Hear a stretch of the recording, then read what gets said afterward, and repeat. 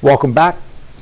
In this one, we're going to explore the derivatives of the inverse trig functions. The two primary ones that we use is the derivative of the inverse sine of u and the derivative of the inverse tangent of u. I'm going to include the inverse cosine, I'm going to include the inverse secant because our curriculum does include those, but primarily what I see on like AP exams, that kind of stuff, are these two, the first one and the third one. The derivative of the inverse sine of u is 1 over the square root of 1 minus u squared times the derivative of u. For cosine, it's just the negative of that.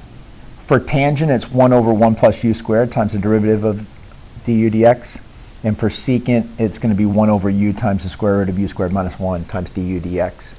Also remember some old school terminology. I can write the inverse sine as arc sine.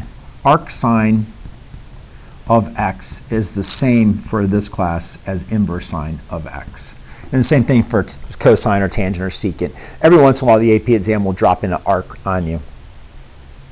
First example, the inverse sine of 1/3 x. So it would be 1 over, this derivative is y prime, is 1 over the square root of 1 minus 1/3 x squared times the derivative of 1/3 x, which is 1/3.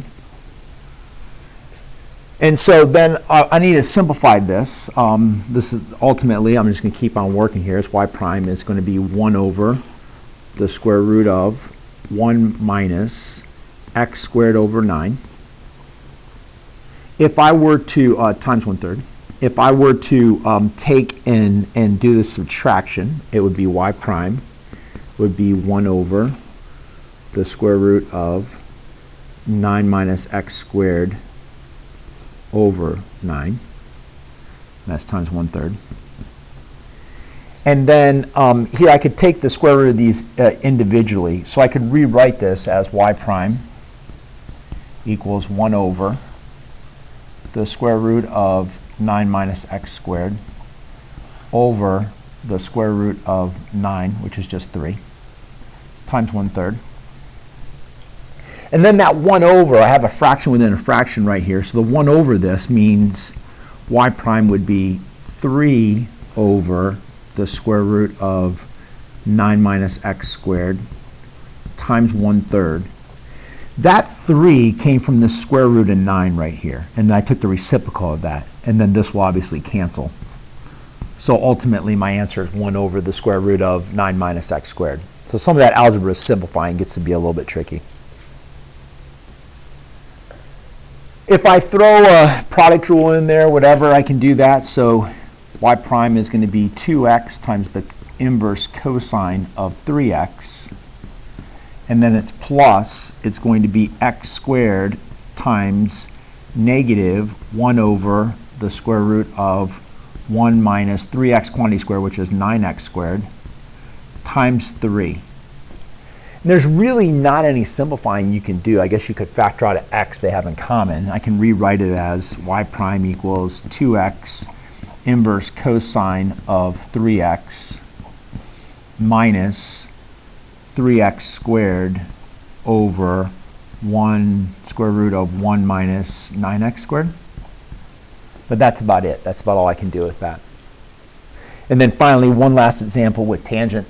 I will say, in this case, I want to write the equation of line tangent to the graph of inverse tangent of 2x at x equals 1/2. And one thing I will say is I see inverse tangent on the AP exam more than any other one.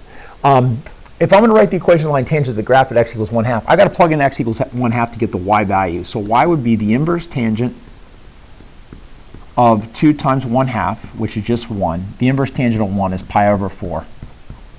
So that's my y value. So then my derivative, y prime, is going to be 1 over 2x quantity squared is 4x squared plus 1 times 2. That 2 comes from the derivative of the 2x. If I plug in 1/2, I'm going to get 2 over, this is going to be 1/2 squared is 1/4 times 4 is 1, so 1 plus 1. So that slope is 1. So then the equation of the line is y minus pi over 4 equals 1 times x minus 1/2.